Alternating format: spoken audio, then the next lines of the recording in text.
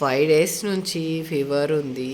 లేవడానికి చేత కావట్లేదు. కానీ అమ్మవారి పూజ చెయ్యాలని అమ్మవారే లేపుతుంది. 4 గంటలకే లేచి ఆమె ధ్యానం చేసుకుంటున్నాను.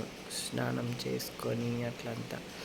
అయితే మొదటి రోజు ప్రథమం శైలపుత్రి, ద్వితీయం బ్రహ్మచారిణి, తృతీయం చంద్రగంటేతి, ఈరోజు కుష్మాండ. అయితే మొదటి రోజు బాల త్రిపుర సుందరి, నిన్న అన్నపూర్ణ, ఈరోజు గాయత్రి. అయితే నాకు రాజేంద్ర ప్రసాద్ గారు చాలాసార్లు బల్లం వేణుమాధవ్ గారి అవార్డ్స్ ఫంక్షన్స్లో ఎప్పుడు నాకు మంచిగా నవ్విస్తూ మాట్లాడి అవార్డ్స్ ప్రదానం చేస్తూ బ్లెస్సింగ్స్ ఇస్తారు. అయితే బల్లం వేణుమాధవ్ గారేమో నువ్వు నా దత్తపుత్రికవి అంటారు. సరే అంటే ఏదో లేనిది ఇట్లా పరిచయాలు ఏర్పడవు కదా, గాడ్ గిఫ్ట్ ఏదన్నా ఉంటేనే ఇలాంటి పరిచయాలు ఏర్పడతాయి. అట్లా నాకు సినీ ఇండస్ట్రీ తోటి ఎప్పటి నుంచో అసలు ఎప్పుడో వెళ్ళాల్సింది సినీ ఇండస్ట్రీకి అని అంటారు. నా సాహిత్యము, నా నా నాలెడ్జ్ అదంతా చూసి అందరూ. కానీ నేను వెళ్ళలేకపోయినా ఏదో చిన్న చిన్న చిన్న 2-3 మూవీలల్లా చేశాను, కానీ అవి పెద్దగా ఆడలేదు. ఆడినా కూడా నా పేరు పెద్దగా ఫేమస్ చేసుకోలేదు నేను. ఎందుకంటే నాకు బాగా ఉద్యమాలు, రెవల్యూషన్స్, పీపుల్ పైన పీపుల్ని రక్షించుకోవడం ఎలాగా ఇదే చేస్తుండే. అయితే ఈరోజు రాజేంద్ర ప్రసాద్ గారు నిన్న అలా జరిగిందని తెలియగానే బాగా బాధ అనిపించింది. అయితే ఎప్పుడు అవార్డు ఇస్తూ నవ్విస్తారు కదా.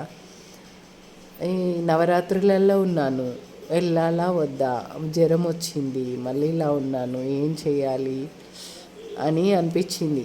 కానీ మనం అట్లా ఆలోచిస్తే మనం పోయినప్పుడు ఎవడొస్తాడు?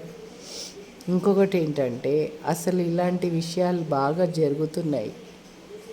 ఇండస్ట్రీలో కావచ్చు, బయట కావచ్చు, ఎక్కడైనా సరే ఒకరికొకరు ఉన్నామని ఒక భరోసా అనేది కల్పించాలి. న్యాయవాది ఒక రెవల్యూషన్ ఎవరి కోసమో మనం పోయి ఊర్లలో ఎక్కడెక్కడో చేస్తాం, కానీ మన చుట్టూ ఉన్న వాళ్ళని ఎందుకు పలకరించకూడదు అనేసి బాగా బాధ అనిపించి బల్లం వేణుమాధవ్ గారికి చెప్పాను. బాబా ఇట్లా నాకు అనిపిస్తుంది అంటే, అమ్మ అన్నాడు పోదాం అనేసి ఆయన్నే కారు తీసుకొని వచ్చి నన్ను తీసుకొని వెళ్ళి అక్కడ ఆయన బాగా ఏడుస్తున్నారు రాజేంద్ర ప్రసాద్ గారు. దుఃఖం ఎవరికైనా దుఃఖమేనండి.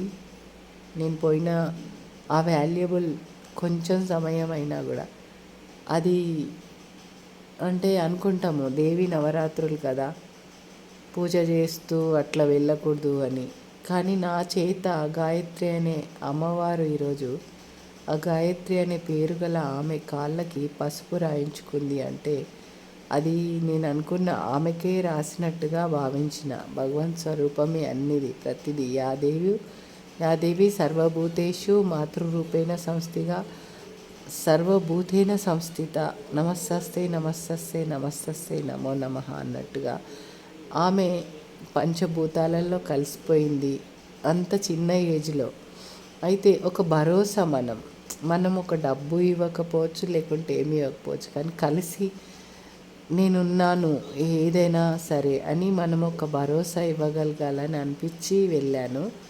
పెద్ద పెద్ద వాళ్ళే కావచ్చు, టాటా బిర్లాలే కావచ్చు, చిరంజీవే కావచ్చు, లేదంటే రజనీకాంతే కావచ్చు, పెద్ద పెద్ద హీరోలే కావచ్చు, కానీ బయట ఎంతోమందికి ఎన్నో పేదవాళ్ళకి చేయడమే కాదు, మన చుట్టూ ఉన్న వాళ్ళని కూడా మనం విజిట్ చేయాలి కదా అని నాకు అనిపించింది. దానికి తోడు బల్లం వేణుమాధవ్ గారు, అవునమ్మా నువ్వు ఇండస్ట్రీలో కూడా తిరగాలి, ఎన్నో జరుగుతున్నాయి, వాళ్లకు సరైన న్యాయం చేసేవాళ్ళు సరిగ్గా దొరకట్లేదు, నువ్వు వెళ్ళాలి అందరి దగ్గరికి అని అంటే సరే అని చెప్పి నేను వెళ్ళినాను.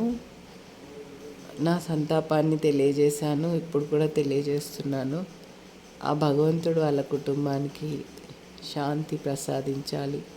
తొందరగా వాళ్ళు అంత చిన్న ఏజ్లో ఆమెకు అలా జరిగింది, బయటికి రావాలి వాళ్ళు. అందులో నుంచి మరి రాజేంద్ర ప్రసాద్ గారు చాలా పెద్దవారు నాకన్నా, శ్రీవాణి ఇదిగో అమ్మ అవార్డు తీసుకో అని అంటుంటే బాగా, అంటే అంత మంచి నవ్వించే వాళ్ళకి కూడా దుఃఖాలు ఉంటాయండి. అందరినీ నవ్విస్తారు, కానీ ఆయనకి ఎంత దుఃఖం ఉంటుంది ఇప్పుడు. అలాంటి సమయంలోనే మనం ఉండాలి పక్కన. మనం ఆయన సినిమాలు ఎన్నో చూసి నవ్వాను నేను, చాలా సినిమాలలో.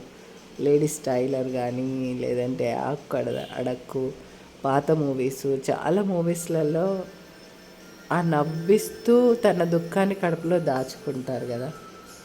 ఆయన కుటుంబానికి నా యొక్క ప్రగాఢ సంతాపాన్ని తెలియజేస్తున్నాను. అందరి బ్లెస్సింగ్స్ ఉండాలి నా పైన, మీ అందరిది. సినీ ఇండస్ట్రీ కాదు, పేదవాళ్ళు కాదు, మధ్యతరగతి కాదు, అందరూ నా వాళ్ళే, నా ప్రజలే. అమ్మవారి పూజ చేస్తూ వచ్చాను, అయిపోయింది. రాగానే మళ్ళీ అమ్మవారిలో కూర్చున్నాను. ఆమె ఎప్పుడు నాతోనే ఉంటుందండి.